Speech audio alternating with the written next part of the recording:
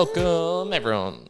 Episode, I think, 506 of Mere Mortals Meanderings. You've got Kyron here on this side. You got Juan on the other side. And we are live on the 21st of December, 9 a.m. Australian Eastern Standard Time on a Sunday. We go live. We'd love for you to join us in, as we do have one or two people in the chat already. Correct. These are the Meanderings episodes where we pick a very light topic and examine it, get into it, talk about it, and we're going to talk Today's about this empty space up Correct. here. We're going to talk about an empty space. And what needs to be done with it. Correct. So for those who are not watching the video, we're in Juan's house, and there is a big white space on the wall behind us. Let's just say... And Juan needs to fill it. Maybe 2.5 meters by maybe 1.5 meters tall. There's like a big white space above us that I'd love to be filled in with something. Absolutely. And I am going to help Juan with that. Correct. On his little adventures today, because it was something I've been interested in. Got 2 books here, How to Collect Art and also How to Become a Successful Artist, both by the same author, Magnus Resch. Which we talked about as well in the previous podcast as well, in the previous book that he co-authored with the other guy. Oh, yeah, which was 100 Secrets of the Art World. You can check that out in the previous episode. These books are better than that. They look better. They already look better. In fact, before we went like kind of full online here, I was saying to Karen, can I keep these books for a couple of days just so I can read them? They seemed interesting, and even actually opening them up, they look cool. They look like, oh, I want to read these. Yep. Yeah, so I'll give a brief overview of them and talk about, I guess, some of the learnings, and then probably after the Boostragram Lounge, we can talk about how we might apply that to Juan's situation and the situation that I'm currently in with art collecting and what I might have been doing wrong. Which we'll get into. Which one do you want to start with? Let's go with the least interesting one. So I think it was the How to Become a Successful Artist. Okay. All right. So it's least interesting because neither of us is trying to become a successful artist. One was just asking like, oh, maybe I can keep this to use for podcaster learnings. There's no podcast learnings in here. This is purely for the art world. So I'd say like, I'll give you some of the chapter titles here. Research findings, a data-driven approach, navigating the art market, data, players, power structures, artists, understanding your competition, galleries, finding representation, collectors, convince them to buy your work, journalists, your brand. So maybe the brand portion might be applicable, but even then it's about storytelling and pricing, selling art online with your website, Instagram newsletter, and documents, contracts, invoice, and checklists. It's very specific to artists, and so he's even got some examples at the back here of like, here is how you could do a cover letter. Here's like a sample email that you might send to a journalist. Oh, wow. Okay, that's pretty precise. Yeah, right. Which I think if I had to guess, he is somewhat of a straddler between pure economics and I guess like objectivity and then the subjectivity of the art world. He was talking about how in his first book, it was called like something about the data structure and management of the art industry or something like probably a book more suited for investors, I guess, in a sense, which got a lot of negative feedback in a certain extent because the art world is meant to be about, there's no good art or bad art. And he says that himself, like there's no good art or bad art. But, if we're talking about pricing is a metric and therefore got to talk about it. Bigger pricing is better and lower pricing is not as good. So why that happens, and then also, here's some reasons why. So he was saying in the second print of that book, he had a section where it was talking about how kind of print media is dying, or it's like, it's becoming less popular. And this was written... I was going to say, what year were these written? I think that was in the 2010. This was written last year, both of these, I believe. Okay. Oh, wow. So it's quite fresh. Yeah. Okay. That's why the books feel... feel... Oh, yeah, they're fresh. And so he had that, and then the publisher themselves, or the printer, I should say, wrote like so, he gives them a manuscript or a draft thing, and it's like they're just meant to print it. He like blanked out that page or something, or wrote over the top of it, like Magnus Resch is not correct here. And they just put like a big X on it, Number one, that's highly unprofessional and also breaking contract, I imagine. And then also it was a good news story for him. So it actually worked out well. Sure, for like Magnus, the opposite way, yeah. Because it's like, printer, like goes against book publisher and blah, blah, blah. So he himself is, he straddles between both worlds. He was a gallerist. That was like the first thing he did. I think it was actually to try and make money when he was in university, just as like a job, and then realized like, God damn, this stuff's really hard. And so then dove more into like the he did I think it was master's or PhD on, hey, this is how the data in the art world and how the market actually works, because it's rather opaque. How many galleries are there in the world, for example? Would you guess? Thousands. Yep. Yeah, you're right. I think it was in the tens of thousands, he was saying. But you'll hear people say there's like hundreds of thousands or millions. And he's like, no, that's way too many. Like I've done the stats. And he does the same with some of the actual like labeling of categories, and then also where are the prices of certain things and things like this. So I guess like how to become a successful artist comes down to a couple of things in his mind. One, you have to, if you want to be, let's define success. What is a successful artist? You know, for some people it's making lots of money from it and selling really highly. For some people it's gaining recognition for your art. And then for some people it's simply just like being able to produce good art. Yeah, to like do it. Yep. And that was the kind of like three motivations he talks about. You know, just to do it, to create good art. I think that's more of an internal focus. That's something you've got to focus on as an artist and not let outside influences affect whatever it is you're trying to create. The recognition portion, he says, is more related to your branding, how you're presenting yourself to the world. So like finding a unique story.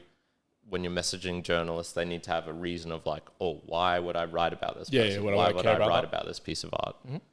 And so he talks about all the structure of how to do that. And then the money side of things, I'll try and find this, a couple of diagrams here. So now, one thing about this book and why I was saying like, don't particularly read this, he copies a lot from one book to the other. So if you're reading them back to back, the first quarter, even more than that, first third, maybe even the first half of the book is almost identical.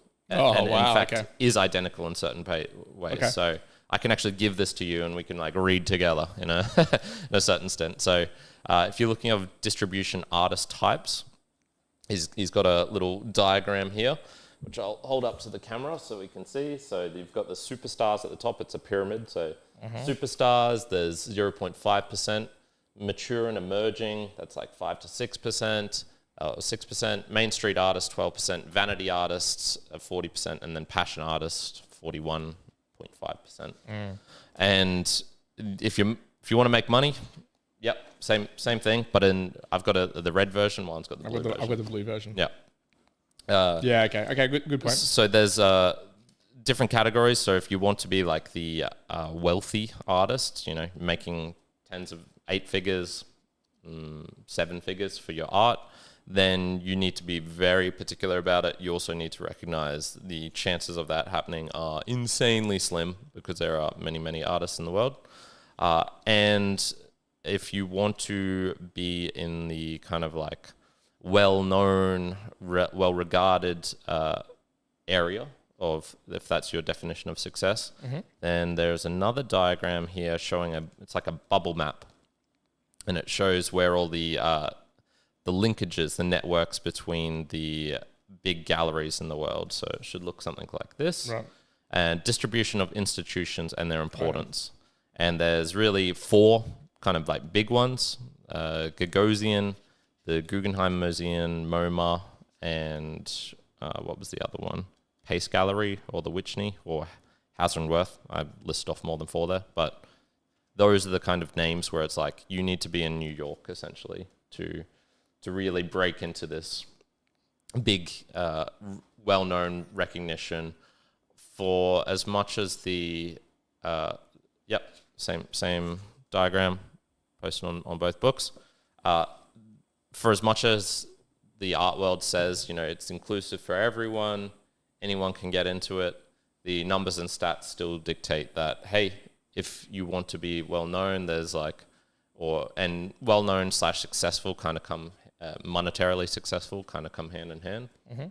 Then you need to really be in New York and have David Gagosian presenting your worth. You need to present at... There's like a way to optimize this particular There's a couple of art fairs in the world, Art Basel, and there's a Switzerland version, Miami, and maybe another one.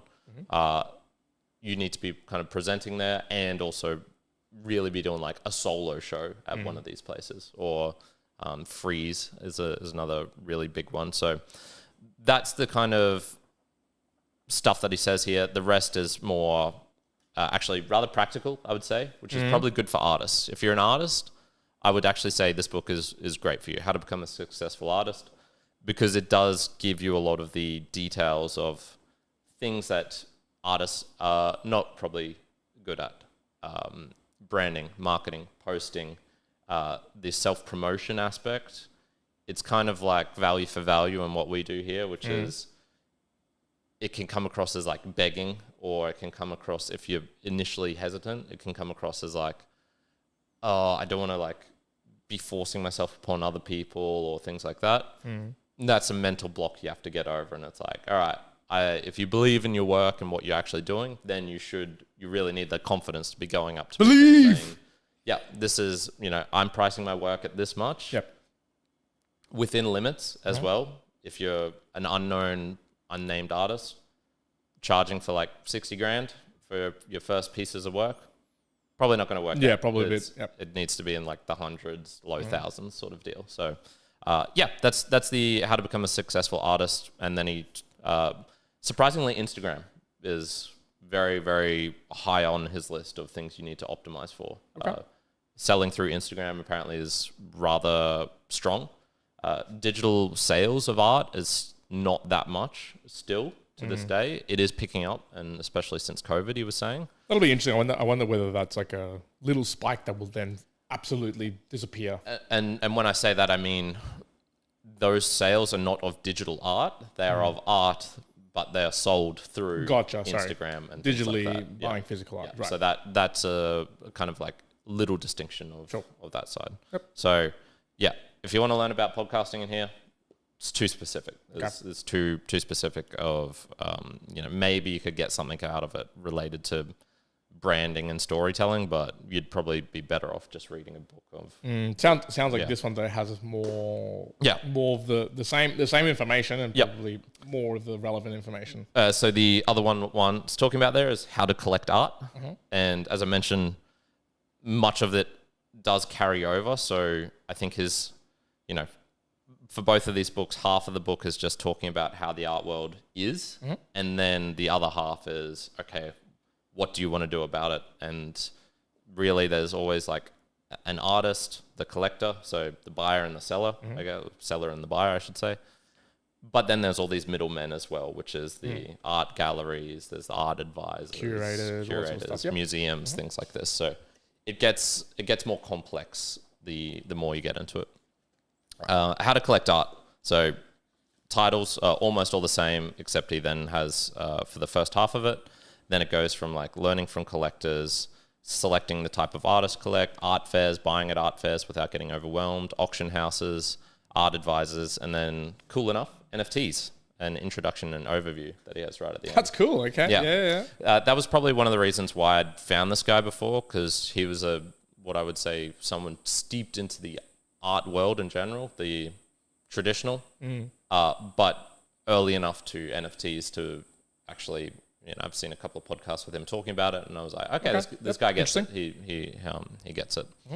So very similar information explaining, okay, this is where art kind of goes, how types of prices, appreciation of different artists over time, and the probably main takeaways I got from this is, number one, the chances of you buying an artist's work and then them going on to become a superstar and you buying them while they're in the hundreds or thousands of dollars range, next to nothing. Like so slim.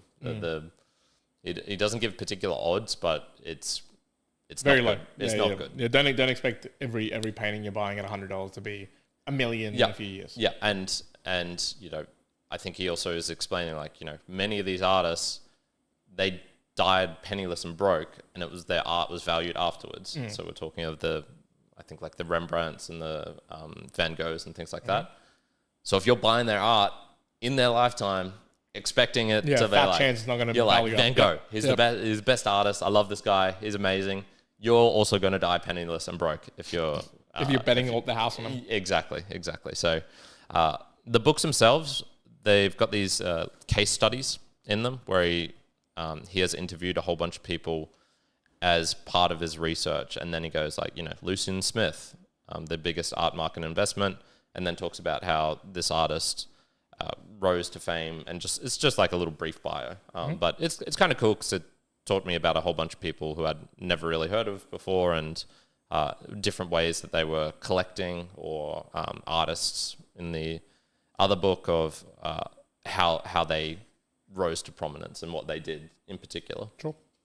And there was a lot of various approaches. Some people were like, I'm not going to work with the big galleries. I'm going to be a lot more independent. Some were like heavily leaning into the big galleries. Some lean into the controversy. Others are more, behind the scenes, hidden, but would make connections with prominent collectors, and then the collectors did the marketing for them, essentially. So there's many different ways of going about this. Any thoughts, questions that you want to dive into as of anything that I've said that's particularly interesting as of this moment? It all sounds very generic. It's generic in a way, and it is. Also, this is why it's a good intro book. Right, because okay, yeah. I certainly have never dived into any of these things. I had heard the name Gagosian once before, I think, and now I'm like, okay, I kind of get that this guy and his gallery is a big deal. Yeah, I guess is it generic enough that it's supposed to be for like a first time person in art to be like, oh yeah, I want to. I think it's feed into it. I think it's suited for yourself in particular and myself in particular, because it's going over things like, okay, if I can go into an auction, how do I know pricing? And okay, I want to buy a piece of art. I've got a big blank wall behind me that I'd like to fill. How do I go about choosing what type of thing that I want to fill that with? He doesn't talk about aesthetics or color combinations or palettes or any of the actual artistic things. So if you're looking for help on taste, this isn't the book for you. It's more understanding of like, if I go to a gallery, how do I know that this piece of art that I'm buying is actually worth what it's $6,000? Yeah. Well, what I guess, what's the fundamentals of that? So like, what did he say about that in terms of, if I go, like I say, an example is, if I go to a gallery or I go to a whatever, I see a painting that's the right size and it looks good. Yeah. What's the fundamentals for me to know that, like, oh, that should be 2,000 or it should be 20,000 or it should be 2 million? Yeah. So the fundamentals is actually not even kind of thinking about the price in that sense, which is, if you are collecting art, you should view it as a sunk cost, as in, this money is getting burnt. Yep. I'm never seeing this again. The resellability of it is essentially zero. It's much like a car, but even worse. Like depreciation is fucking 100%. Gone. It's So if you're buying something for the first time, buying it because you think it's aesthetic, you like how it looks, you think it'll work well in your home. That's the 99.9% consideration. Yep. And the cost and price of it is just, it needs to be within what you think is affordable for yourself. But if you've got any thoughts of like resellability or anything like that, you're going to have a bad time. Yeah, okay. Is I would say the main takeaway. He also talks about how many people are, first-time buyers, how many people are, more serious collectors, and he puts like a serious collector as someone who's spending more than I think it was more than 100,000 per year on art. And that'd be USD. So that's more in the serious collection, or maybe it was $1 million per year, one of those two numbers. Certainly not either of us falls into that category. Nope.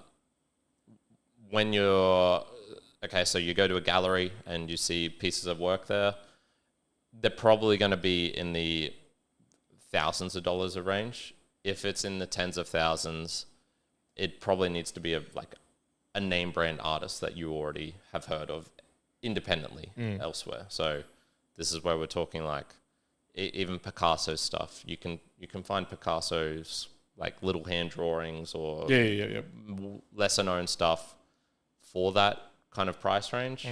Still, if you're concerned about like authenticity of a work or anything like that, that's only really applicable for the really big things. You're spending millions or hundreds of thousands. That's where it's like, okay, there's money to be made through forgeries, but it's like highly risky. The chances of pulling off a good forgery and being able to get that sold somewhere is very low. So you don't really need to be worried about like, if you go into a local gallery in Brisbane, like, is this work actually made by this artist? You essentially don't need to worry about that. There's like, it's kind of, there's low incentive for someone to go and try and make a copy for that at those price levels, just that particular like, fame level. Yeah, because they could just, if you're just a random dude coming off the street buying a $3,000 piece, then you probably don't even know that artist anyway. Is the I guess like highlight. Throughout the book, there's these little snippets on each of these pages where it'll say like things like, educate yourself before you take the plunge, go to the art fairs, the museums and the galleries, define your taste and only buy what you love. And then it'll be Michael Cohen, collector. That's a pretty good example of what the general recommendation is from all of these collectors. Spend a lot of time researching before you actually buy something. And by research, I mean, go into art fairs, finding an artist that you would connect with and you think their story is cool. Magnus in the books essentially says that for him, when he's buying things, he is viewing it as he's a patron. Like, I'm giving this money essentially to someone to support them and their livelihood. I get a collection, a piece in return, but very much as much as like I myself will get value from the piece of art that's on the wall. Hopefully, that's why you should be buying it for. You're also viewing the money as like, this is just a pure donation in essence. So if you're collecting like an artist and you think they're actually a real piece of shit and you don't like them, like, okay, well, why are you giving so much money to this person? You're going to not want to do that. It'd be like, I don't know, hiring a builder to come to your house to make some renovations. And maybe if the renovations are good, you can put up with a bit of an arsehole, but do you want them to then come again for the next thing that you're building, like the pool downstairs or whatever? So those were, I guess, like the main considerations. Buy it because you love it. Don't view it as an investment. And if you are, there's like a certain kind of like category you need to be in. And that's the money is, it's pretty much burnt. Yeah, I think and find your taste. Don't dive in too quickly. Yeah, so I think part of the things that I've like heard in the past is defining the taste, so for sure, that one. And I think most people who are, if you're listening to this, you're probably not looking at the $1 million plus type of buying. It's not what we're talking about right now, and it's a very different type of conversation. But I guess for me, what I'm looking for, thinking about is, what's something that I'm going to look up on the wall and go, oh yeah, like that's cool. I see it similarly like an expensive car, where an expensive car, part of it is the performance, but part of it is, those lines, that look, that feeling of it is similar to what I would get from a painting in a position where maybe I'm going to see it all the time. So there's default like value that I would see amongst that. My only problem I go down the path of, which is maybe I got to like read through that a bit more, is I would get really stuck on pricing in that I just don't know what pricing actually means. So I went to the cafe that's nearby mine, and they always have artists' painting that they sell. So they basically put up paintings on the wall, and it's usually like a local artist or some artist, and you can just buy the painting, right? And they had 6 different little squares, maybe half a meter by half a meter of birds. And I kind of like went up close to them, and I'm like, all right, it's okay. But it gave me the vibe of, where you have like the color in it, where you have like, here's number 1 and 5 and 7, and you use this color to paint in this area. So that's the vibe that they gave me. And whoever it was, I didn't even see the artist, asking for like one of those for $400 or all 6 for $2,000. Yeah. And part of me was like, there's no way. There's no way I'm paying $6,000 for not even, I'm not buying one of these for $400. So similarly, when I think about it from the big one, I've seen some custom made ones in Brisbane area, and they're like $10,000. I've got, ooh, that'd be cool because it's kind of custom made, but I don't know the story. I don't know the story of the artist. Maybe if there was a story behind it that gave me a real drive behind it, I would. Otherwise, I'm like, I don't want to spend more than $100 on this thing. Like, I can't just get it like real cheap. But again, I because I'm not steeped in the world of that at all, I've no actual clue. Like, if you step into a museum or you step into an art gallery and you go, I want this size painting, but like $100, and I'm just gonna like laugh at you and be like, get out of here. That's not gonna buy you anything. Yeah, I want to come back to the car stuff, so remind me for that in a second. The thing with like going into galleries and stuff like that, there is still this, if you're a serious collector, the art world still has this shrouded mystery in it. You go into places and there's no pricings on the wall. If you go into certain places, they won't even sell to you. You could say like, I want to buy this $10,000 piece, this $50,000 piece. Like, no. And they're like, no, because there's a lot of games that still get played where artists don't want flippers, for example. So they don't want people buying their work and then reselling it a year on later. So you need to be proven to someone who has bought stuff and then holds for a long time. But how do you even do that if you don't? It's kind of chicken and the egg sort of thing if they won't even sell to you. So in that case, you need to get access via networking. Networking is probably the second most used word in these books after art, I would say. Okay. Yeah. Yep. So networking is like huge for artists and then also huge for collectors. To be able to get access to that world, you have to do both. For yourself, I think if I would look at it as a purchase of an equivalent kind. If it's $100 and you feel like you're just getting a deal on something, you don't even need to really think about it. It's like, I'll spend $100 to acquire this thing. If you were spending $6,000 on a new table or a couch, how much research are you going to put into that? How much time are you going to think about? Zero. Okay, Zero. well, I've got a $4,500 couch upstairs. I had zero research on. I just walked into a place and bought it. and that can kind of work as well if you're happy with that. If you thought the decision and did that work well for you, would you say it did? Yeah, I'll tell you. Okay. And I guess that's kind of like the point. Like I think in my spirit, I'm like, if I was to see if I saw something and it moved me to the point that I was like, yes, that's the one. Then maybe pricing becomes a little bit more immaterial unless it's obviously like ridiculous. And part of that is that's the value. Like that's the value that I'm gathering from it is that like, whoa, that's an amazing thing. Yeah. I'll just read out some of these quotes. Look at a lot of art before acquiring anything and ask a lot of questions. It's galleries' job to help educate their clients and people shouldn't be afraid. Only buy what really speaks to you, what you truly love.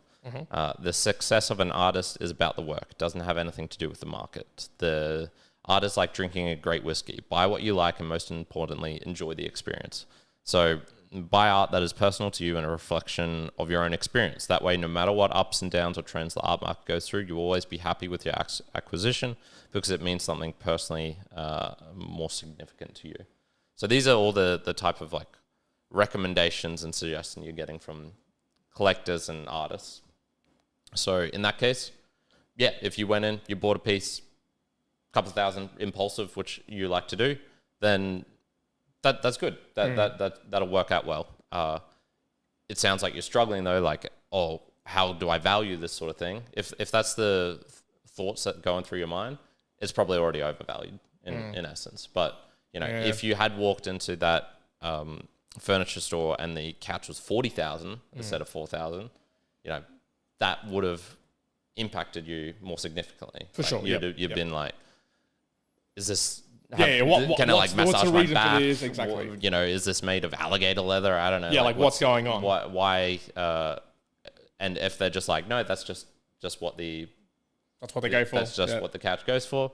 Then you can either go like, okay, I'll pay that, or no, that seems too expensive. So, if you're really interested in it, I suppose getting out and just going to galleries and things like that. There's something. Yeah. Well, I was going to say that I think, at least for me, and I don't know what it would be like in general. So you're saying like about the digital, like the path of selling art, physical art through a digital means. At least for me, maybe either because I'm not experienced at all, so I don't have any like prior knowledge to know what it might look like or be perceived like. I could not at all buy a physical piece for the home if I hadn't seen it in person. Yeah. Kind of first off, there's zero chance I'm going to buy it like digitally. Agreed. But even to the point, I'm just a normal person that I don't like to buy online. Even that, like when it comes to clothes and whatnot, I just don't like it. Yeah. So I couldn't see myself buying something, you know, digitally for it to be received. And then, like you mentioned, a lot of the maybe rare, unique pieces are not based in Brisbane. They're based in the US, or they're based somewhere else, or they've got the showing in Art Basel in Miami, whatever. Like, I'm not going to go to those places to go and check it out. Does that mean I'm like fully restricting myself on the piece that I might actually want on the wall? Probably. Yeah? Like, is there a way to get past that? Is there a way to try to, you know, without it being digital, how can I get that, seeing it in person and get that vibe to actually get the right piece and not be so restricted? Well, you just buy locally. That's the answer. But I will say, and again, I'm ready to be proven wrong, Brisbaneites, but I've had a look at a lot of Brisbane sellers, let's just say. I've looked at like artists. I went on websites and seen like, oh, what are various Brisbane artists? And either it's just the styles, the things that get painted. Oh, shit. In my eyes, I'm like, I don't give a fuck about any of these things. I'm like, there's no good or bad art, but there's no good or bad art, but it's fun. So it's just not my style. None of it like really appeals to me. What appeals to me are I like really detailed things. If it's going to be like details, I want to see like really precise details, or something so like wild and different that makes me like, whoa, that's really cool. Yeah. So, you know, there's probably obviously styles that I like that I just haven't seen in the Brisbane market, let's just say. Yeah. And that becomes a problem in that if I want that, how the hell am I going to do that when I'm not going to be prepared to buy it digitally if I'm going to spend, let's be honest, I would max out at 10 grand. I don't think I'd go beyond 10 grand. I'd be happy if it was like a really amazing piece. Okay, awesome. I'm up for it. Yep. But if I'm not going to find that in the local area, it's unlikely I'm going to travel to go and find this particular piece. It's like, okay, well, I'm kind of stuck. Yeah, look, there's a reason why it gravitates to certain places. Why New York, why Berlin, why Switzerland, and why I think Hong Kong have very like vibrant art scenes. If you're an artist in Brisbane and you're trying to sell and you're wanting to like make it your career, make it go beyond vanity artist simply means like someone who is commissioned, like, hey, I want you to create something for me, or they'll like, it's that kind of probably where we're at with podcasting, where it's like we make some money from it, but it's not a full-time career, and it's like you might have the option to do that, but then you'll have to make some sacrifices. You know, you'd have to do the branding, you have to do the marketing, you have to do the stuff which is slightly unpleasant or that you don't want to do, and you can't just focus on the art itself. Well, all of that kind of plays into why people would move to certain other places in the world. There's a reason why Chris Williamson, you've talked about before, you see him again in March. There's a reason why he moved to Texas rather than staying in England where he was at. And that's just because there was more opportunities in Texas and in the US. So, we'll get onto, I guess, you know, some recommendations I'd maybe have for yourself, how I'm going to change how I collect art and what I'll be doing afterwards. You touched upon the cars, and there's, I think, a pretty good parallel.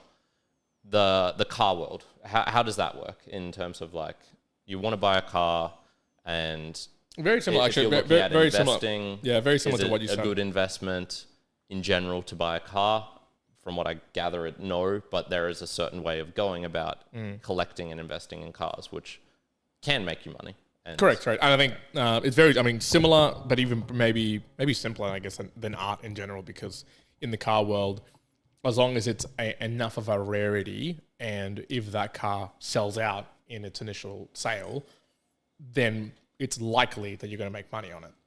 Purely if the rarity's there and it actually sells out. If it doesn't, okay, well then you're stuck and that's going to depreciate. So let's say Lamborghini comes out with a new car model in 2026. What are the chances that that's a good investment to purchase with the aim of Making more money? Almost 100%. Okay. Yeah, especially on the hypercar levels. Yeah. Yep. It's almost like you will make money from it. There's no point at the moment now where you're not going to make more money. Okay. The problem is similar in the art world is they won't sell the car to someone who's going to resell it. Sure. Let's say it's BMW and they're coming out with maybe a higher end piece or it's more rare. What about that? Well, brands. But I guess the difference in the car world is. There's either limited run editions and then there's not. There's kind of like no in between. So let's just take a BMW M3 or M2 competition mode. They're not limited. They're like as many as people ask for, they're going to make them. Yep. So the rarity isn't there per se. So you're going to get depreciation. That's going to depreciate. Yeah, it's going to be valuable. I think it might hold its value because it's harder to obtain, but it's not impossible. Whereas the really top level pieces where they've got actual rarity to them, you're going to get that no matter what, because they're usually like a 1 of 75, 1 of 250, 1 of 500, and there isn't anymore. Yep. Do they ever get into the 1 of 20,000, or when it gets to that stage, it's just like, well, that's just the same as... I'll give you an example. Used to have the Golf R Final Edition, blue one, and there was, I believe, there was 750 of each color in Australia, and that was it. There wasn't anymore. And how many colors? There was a blue, there was a purple, and there was a green. So I think in total it was maybe, in fact, it might have been less. I think it was like 1,500 all up. Some number like that in total in Australia. That's it. There wasn't any more. And it was a final run of the particular 7.5 Mac, I think it was called. It didn't depreciate as much, right? So it was, it wasn't 1 of 250. It was 1 of 1,500, and it held its value quite a bit, even though I drove it for a while.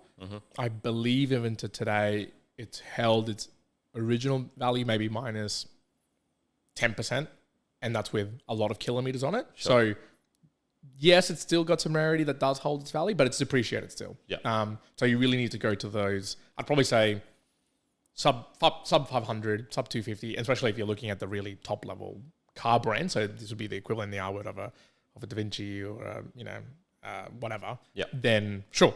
It's almost like a guarantee you're going to value it because there's enough people, there's enough wantingness for its value. You just got to wait enough time. So, yeah, it does sound comparable, but with a slight difference in that you can use the car themselves as well. Sure, although, some art pieces can be interactive, like you can touch them and have a sculpture and, wiggle on the nose or whatever, and then the nose...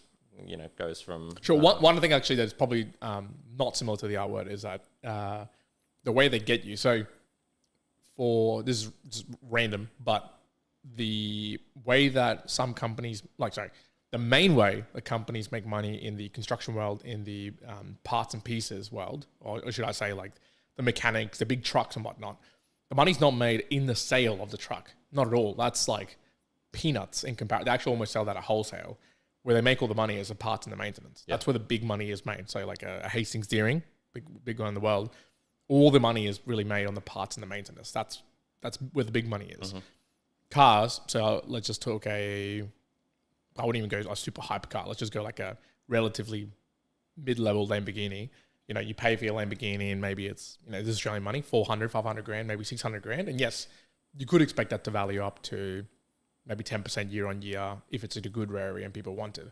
But to keep it maintained with the right fuel and the right wheels and everything, you're talking 25, 30 grand a year.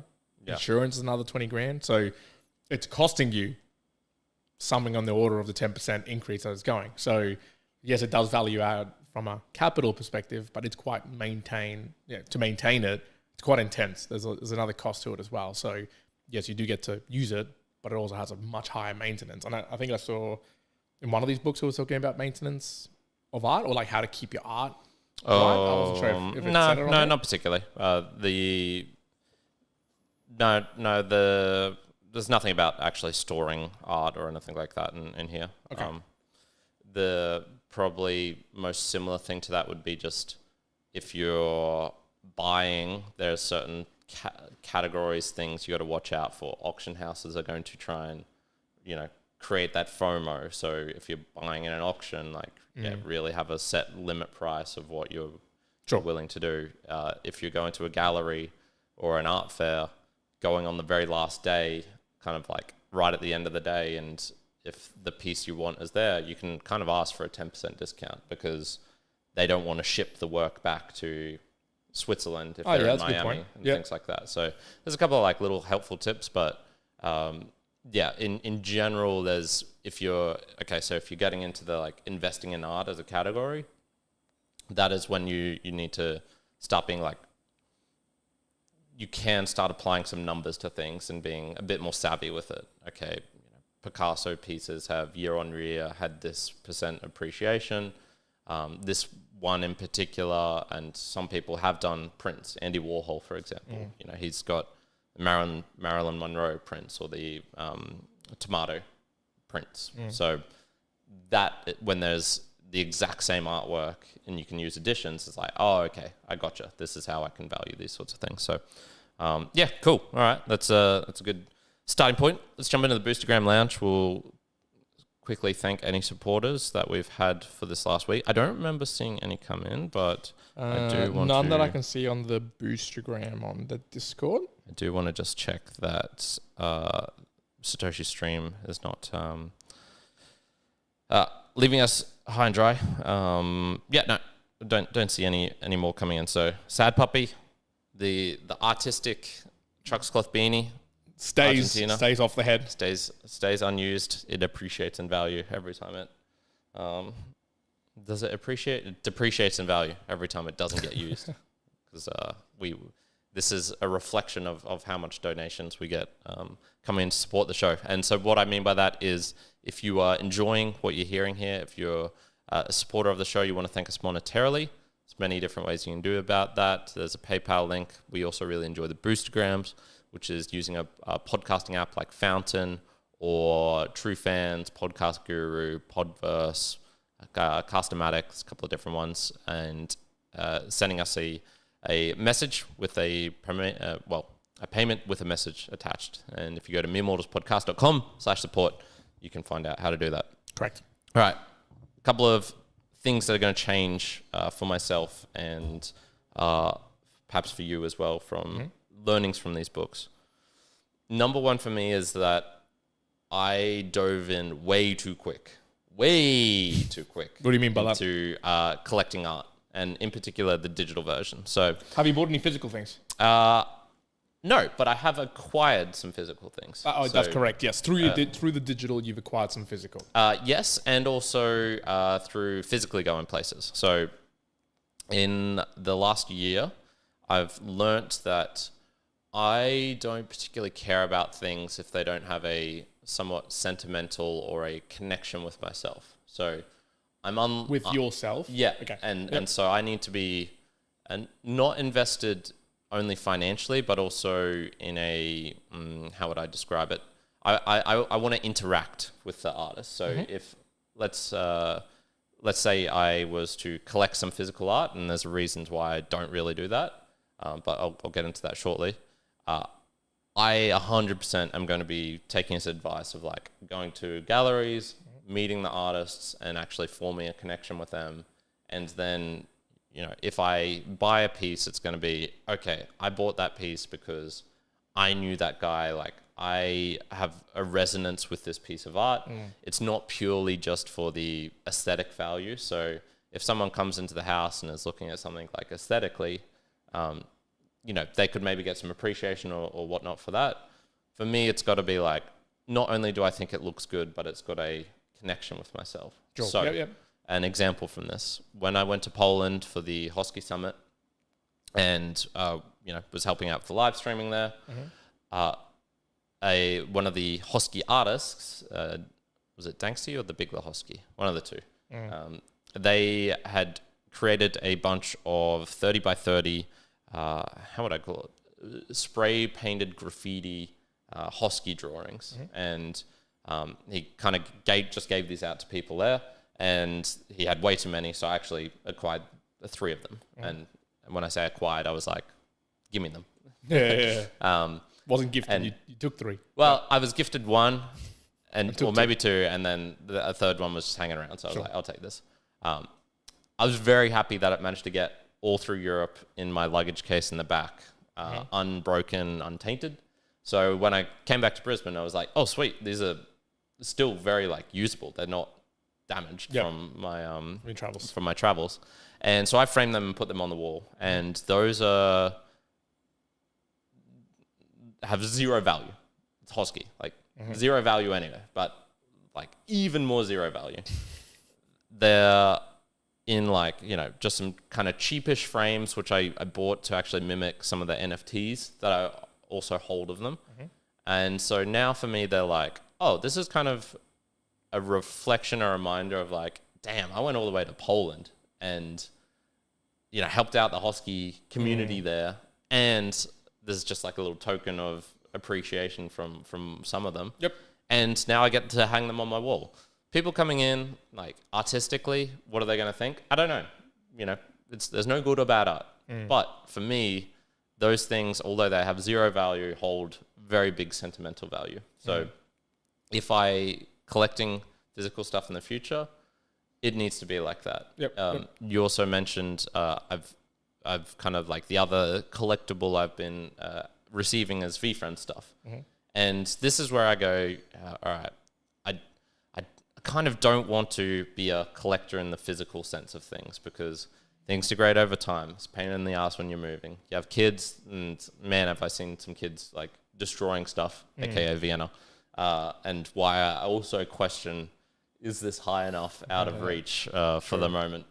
Because this couch is very easily reachable to That's true. I had not thought of this. Yeah. So one thing of maybe not wanting to have a couch right underneath it. The degradation over time. If you're acquiring stuff and do actually want to resell it, reselling is a pain in the ass, man. I've used eBay a couple of times. If you want to resell art, you're going to have to go to galleries. You're going to have to figure out shipping and that comes with all the costs associated with it. Good Lord, man. The pain in the ass of all of that. So that kind of acquiring of digital, of physical things appeals less to me, unless it is kind of more coincidental or actually has some utility value. So with one of the VFriends things, I've inadvertently kind of collected a watch is going to be coming to me this year, amongst some other things like physical coins, spinners, cards, metal, gold-plated things. The watch is the one where I'm like, I would never really wear a watch in real life. I don't care about the metrics of sleep data or anything like that. I've got a phone. I look at that for the time. I would wear that as a kind of sentimental, Sure. Yeah. And probably for more of a special occasions type of thing. So, if I'm going out on a date, or if I'm going to, I don't know, something at night, which is fun, meeting up with my family for once a week. It might be I'll put it on just for this. Yep. And then that way it's there's a sentimental value for me, because I'm invested in the VFriends world, and invested, I mean, not only monetarily, but it consumes my thoughts. Sure. Of Sentimentally. This is interesting. I like what they're doing. I think this is cool. So that's the kind of change in a certain aspect, or that's not a change. It's a realization that I've had of myself, which is that is how I would go about doing things. So for yourself, would anything change if you were to try and collect something to put on your wall here, from anything we've discussed today? Was it in your thoughts at all that you would invest, and this could be an actual invest, that you were going to purchase something and it would be an investment, aka you could sell it with an expectation of no. So I think maybe the value part of it for me would still hold in that it's rare. So it's like it's both the uniqueness in that I care about it and then have value on me, but also the rareness of it as well. Yeah, rarity doesn't imply value as well. Correct. I think that I would find value, like me internally would find value if I was this like, is a one of one. This is a one of one, as opposed to a print or something else like that. That to me would be more important. There would be more connection as well to the story of the creator of that piece. Have you thought of the different mediums that are available? So you could have a kind of like a thin sculpture up there. You could have an oil painting. You could have, a photograph. Have any of those thought of things appealed to you? Definitely not photograph. I think definitely would have to be something where like I see the work that's been put into it. So it's not going to just be like a dot or a correct. splash. It's going to be like what like they're going to have to put in the work, many hours of obvious effort to correct. Because one of the other things I thought about, I've seen there's a couple of friends have it, is a Panasonic TV or the RTV that you can get, which essentially is already comes framed it's a TV framed and it just works as a normal TV, but it's made in such a way that it kind of like duplicates art in a way, and it comes pre-built with art pieces. So it'll be on the wall. It'll be on the wall. It looks like a painting unless you turn it on as a TV. Yeah. But I don't know the setup, how it particularly does it, but it gives that 3D look as well of an actual oil painting or something like that. Now those cost maybe like $5,000, $6,000 or something like that. Yeah. I've often thought, well, why not just get something like that? And then I can have whatever. And there's some utility value. Sure, exactly. So there's also that's kind of like toyed with a mind, but that doesn't have the one-on-one uniqueness, rarity, story behind it. It's just a TV that then does that. It's kind of like a similar conversation I've had with myself with a watch. You know, I've got a digital watch, Apple Watch, easy, functional, not rare or anything. But if I was to go and buy a 1 of 250 watch, again, does it increase sentimentality? Does it make it feel special for the times that I wear it? Sure, it would. But do I want to spend X amount of money to have that value? And does that give me enough rather than what I got here? And sometimes, like for a watch, I go, no, like I'm just going to continue using this because the functionality for me is better than the sentimentality. Sure. But maybe for the painting, it's slightly different. Yep. Okay, cool. That's good observations. It ties into the digital aspect as well, which is right at the end of the book. He had a section on NFTs here, so I'll just goes on introduction overview. So he just talks about kind of what a blockchain is, NFTs, metaverse, Web3. This was certainly written, I guess, at the peak of... Yeah, it's hard to say. Like the book itself, I'm pretty sure was 2024. He doesn't have the typical publishing note. Oh no, here it is at the back. First published 2024. So, he probably wrote this with that period in mind. And also this is an introductory type of book. So it's good in the sense that, what are most people going to have heard about NFTs? Monkey pictures. They're going to have probably heard about the Beeple sale for 69 million. And that's about it. And so they're going to associate it with like, is this art necessarily, or was this just a craze of like a Beanie Baby type craze? He himself goes over here, benefits for collectors, and this is why it actually does kind of cut deep into the art world of solving a lot of problems that they have there. So unique proof of ownership. So you can say, okay, this is actually my piece of digital art. Proof of authenticity. So yes, we know this came from Beeple because, he came from this contract address. Transparency. So it shows pricing and probably some of the biggest ones. It's a liquid asset. And then utility, in that you can actually get much more of a control over your art in a sense. Well, how should I frame this? Both there's a benefit for both the buyer, the seller, the artist, and then the buyer, the collector, of having that linkage between the two. How many people own Damien Hirst's works and he doesn't know who they are? he'd probably love to know who they are. And if he wanted to like give them a thanks of appreciation of like, hey, you bought some of my work in the past, or you still hold it. Here's like a small, artwork or something that I've made just for collectors. Almost impossible to do in the traditional world because some people like to remain anonymous. They don't want addresses given out, Sure, and the same in the digital world. But at least there's a connection point there of like, you can see on the blockchain, okay, this piece went from here to here. This address at the very least owns it. So there is a way to contact them of some sort. And then some other things of like royalties and I just said more control. So he certainly acknowledges like digital art's going to be a big thing, and the reasons, digital art has existed long before NFTs. There was people, first time they were creating computers and stuff, that'd be printing off certain types of things.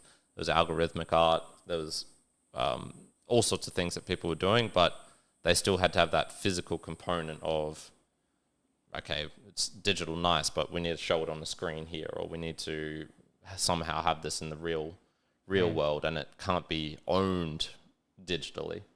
That's now changed, so that's why I'm very much interested in the NFTs as art. And so I started buying some this last year, and what I realized was like, I've been viewing this not purely through the art side of things. There was some of it was like, I'm only going to buy this because I actually view it as a cool thing. I'm never going to own a Bored Ape. I see zero artistic value in any of that. I remember we talked about this once before, and you were like, there's this really cool one with a devil type thing. And I was just like, that looks like a piece of shit. Like, not interested at all. So there's certainly an artistic consideration that I've had, but there's also been way too much like financial consideration. And the way I know this is because I include I keep a net asset sheet for myself that I update usually once a week, and I include the art that I own in there because it is liquid. There is a market. You can see like there's standing offers on things. So it's like, okay, well, obviously I can value these things. I'm obviously valuing them as an investment if I'm doing that and including it in my net assets. So, okay, it's obviously not zero. They always have you always have an expectation of it not being a correct. complete dump. And if it does go to zero, then it's going to be like, okay, that's going to show up on my sheet, and I'm going to feel sad because my net worth went down. So that kind of contradicts a lot of what this book was talking about, which is like, hey, you got to be buying it because you enjoy it. Don't expect much resale value. Even though there is a resale value for what I have been collecting, I've collected too much, and there's too much financial considerations going on. So I'm selling a bunch of it and getting back to like only a couple of pieces where I'm like, yes, if this truly goes to zero, I'm going to be happy. I'm going to be fine that I own it. And it's going to be more of the ones like Xcopy did an installation in Art Basel, and you can get these bubbles and they pop over the years, and there's going to be one bubble remaining after 10 years. You yourself have got some of them. I've got a whole bunch of them as well. That's the sort of like fun thing where I'm like, that's super cool. He's got another work called right click share, which I love. It's simply like a pixel. That's all you own, but you own one of 1024, which make up a grid of 24. What's the 24 by 24? I don't know. 10 by 10. It's not 10 by 10. It's more than that. Anyway, makes up a square picture, and you can interact with the blockchain to have your piece, the color pop up on a kind of masterwork. So you're interacting with it as well. So, if you wanted to do fun things like buy a bunch of them, and then you could create like a line going through it, and you could keep that blank, and so there'd be a line on it. You can influence the work itself. True. That's the kind of stuff that I love. I'm like, fuck yeah, that's so cool. There was once where I was like, I'm buying this just because it's this person, and it's okay looking, but I don't feel that Yeah, deep more connection to the it. person. Yeah. So that's been this book's been kind of very helpful in that respect, where it's like, oh, okay, I gotta reevaluate what I was doing here and spend a lot more time curating not only the digital stuff, and I love the digital stuff because yes, I would love to buy kind of like a Panasonic TV type thing that you were talking about there, or perhaps a different version which is more suited for what I've been buying. Showcasing that on the wall. If the TV gets damaged, if a kid throws a golf ball at it, like apparently kids do, I'm not going to be worried because it's like, sure, they broke the thing, but I still own the artwork and the artwork's undamaged. So that's the type of thing where I'm like really interested in, and I find that super cool. The other change is I do, because he was talking so much about networking and the importance of like meeting the artists, checking out stuff, finding what your taste is. I do intend to actually spend a lot more time doing that here in Brisbane, going to some galleries, going to like pop-up art exhibits. And he talks about like, don't just go to like the museums or the big art fairs, but also go to like he has labels for them, but it's like alpha, beta, gamma, something even below gamma. Going to these things where it's you're just essentially walking into random stuff and seeing and meeting people. And I'm like, that sounds fun. That sounds like something I'm up for. So that's certainly how I've changed my my tune after reading these books. Good. No, I think I'll read. And Juan's gonna have a read through. Maybe he can give us a little brief summary next week as well of just any learnings that I haven't touched upon here, because there are other sections of the book which I haven't managed to get to because it's a reasonably big book and it's hard to go over all of these things. So in summary, for those at home, if you're collecting art, especially as a first-time buyer, don't be too quick to rush in. View it not as an investment, but as a purchase that is essentially gone to zero as soon as you've done it. So you might as well enjoy it. Probably try and create a connection, whether it's via the art itself or the artist or the story. NFTs are a thing, so you can look at the digital realm, and there are some artists out there. So if you are more like myself, less, I'd hesitate to even say materialistic. I just don't like the physical thing. I don't like breaking stuff. Look at my bottle here. Look how messed up this bottle is. The first time I dropped this was like, oh man, fuck, like it's got a scratch on it. But now it's just like, okay, this thing is broken. Mostly scratched. It's scratched all over. It's chipped on the side. Like I'm fine with that now. The pain of something pristine becoming unpristine hurts my soul, which is why this bottle was $5 or whatever, and not a Frank Green $50 bottle or whatever, however much they cost. So that's if you've got that sort of mentality as well, it might be worth looking at digital art as a might suit yourself so you're not breaking something. Yeah, and there's interesting things happening. Then again, what happens then if the Amazon S1 goes down and then your image disappears from the world? And there's variations of that where you can get stuff that's purely on chain. If that's a consideration, it's within the actual Ethereum, EVM machine code, like it's on the blockchain. So now it's not just a link to a JPEG, but within the actual chain, the work like the block itself. Yeah, and this is why digital code is beautiful in a way, because people can create these things where it's, how would you express it? It's like speaking in a language, but it's producing something that is visual. It's like bouncing between mediums, which is, that's the kind of cool thing about art. You can go between mediums and, water dripping on a surface that's making a sound. And so what is the art? Is it the water dripping, or is it the sound that's being created? All that sort of stuff. So a couple of recommendations from the book. If you're interested in all, Magnus Resch has a bunch of, if you just type his name, podcasts into YouTube, there's interviews with him. I found him really interesting. Handsome as fuck dude as well. Very good looking German guy. So yeah, that's it. That's it for today. I think we'll end it here. Next week we're going to talk about we were talking about AI agents and there was something in particular about them. There was an article you sent across that was quite interesting. About intent. Intent economy as opposed from the attention economy. Yeah. So that'll be a little teaser for next week. So, Juan, take us out. Leave it there. More or less. Thank you very much for joining. Juan out. Karen out. Good.